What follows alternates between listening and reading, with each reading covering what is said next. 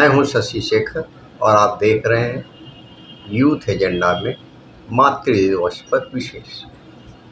दुनिया की हर नारी में मातृत्व का वास करता है। बेशक उसने संतान को जन्म दिया हो या न दिया हो, नारी संसार और प्रकृति की जननी। नारी के बिना तो संसार की कल्पना भी नहीं की जा सकती। इस सृष्टि के हर जीव और जंतु की मूल पहचान माँ होती है। आज मातृ दिवस है, एक ऐसा दिन जिस दिन हमें संसार की समस्त माताओं का सम्मान और सलाम करना चाहिए।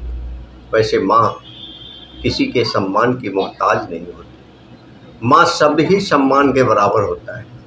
मातृ दिवस मनाने का उद्देश्य पुत्र के उत्थान में उनकी महान भूमिका को सलाम करना है। श्रीमद् भागवत गीता में कहा गया है कि माँ की सेवा से मिला आशीर्वाद 7 जन्म के पापों को नष्ट करता है। यही माँ शब्द की महिमा है। असल में कहा जाए तो माँ ही बच्चे की पहली गुरु होती है। एक माँ आधे संस्कार तो बच्चे को अपने गर्भ में ही दे देती है। यही माँ शब्द की शक्ति को दर्शाता है। वह माँ ही होती है जो पीड़ा सहकर अपने शिशु को जन्म देती है और जन्म देने के बाद भी माँ के चेहरे पर एक संतोषजनक मुस्कान होती है। इसलिए माँ को सनातन धर्म में भगवान से भी ऊंचा दर्जा दिया गया है।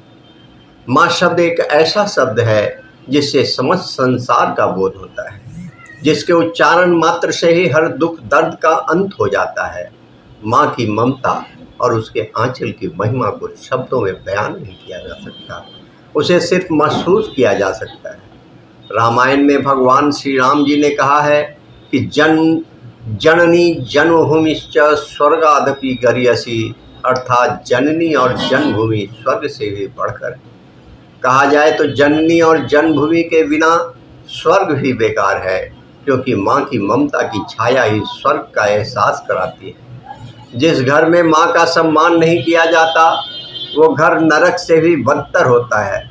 भगवान श्री राम माँ शब्द के स्वर्ग से बढ़कर मानते थे, क्योंकि संसार में माँ नहीं होगी तो संतान भी नहीं होगी और संसार भी आगे नहीं बढ़ पाएगा।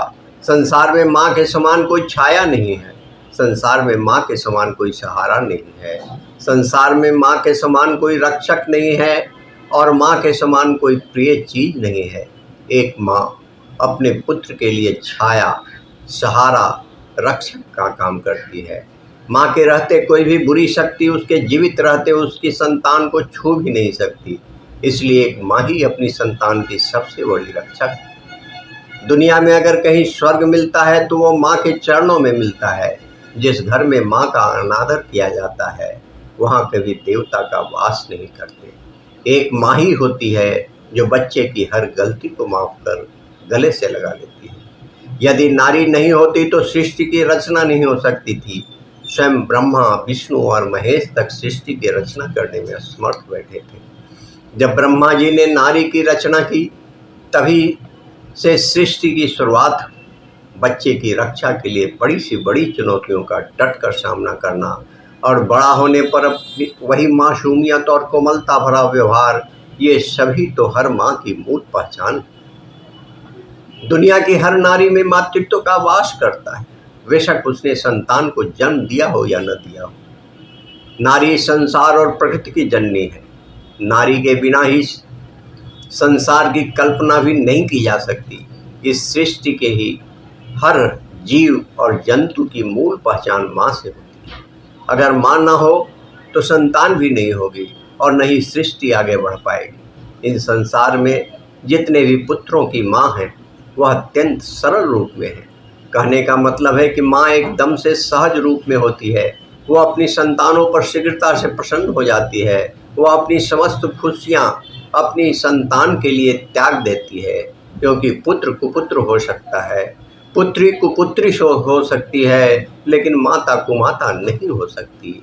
एक संतान माँ को घर से निकाल सकती है, लेकिन माँ हमेशा अपनी संतान को आश्रय देती है। एक माँ ही है जो अपनी संतान का पेट भरने के लिए खुद भूखी सो जाती है और उसका हर दुख दर्द सहन करती है। लेकिन आज के समय में बहुत सारे ऐसे लोग हैं जो अपने माता पिता को बोझ समझते हैं और उन्हें वृद्धाश्रम में रहने को मजबूर करते हैं। ऐसे लोगों को आज के दिन अपनी गलतियों का पश्चाताप कर अपने माता पिताओं को जो वृद्धाश्रम में रह रहे हैं उनको घर लाने के लिए अपना कदम बढ़ाना चाहिए, क्योंकि माता पिता से बढ़कर दुनिया में कोई नहीं होता। माता के बारे में कहा जाए तो जिस घर में माँ नहीं होती या माँ का सम्मान नहीं किया जाता वहाँ दुर्गा, लक्ष्मी और सरस्वती का वास नहीं होता। हम नदियों और अपनी भाषा को माता का दर्जा दे सकते हैं तो अपनी माँ से वो हक क्यों छीन रहे हैं और उन्हें वृद्धाश्रम भेजने को मजबूर कर रहे हैं? यह सोचने वाली बात है। माता के सम्मान का एक दिन नहीं होता। माता का सम्मान हमें 365 दिन करना चाहिए।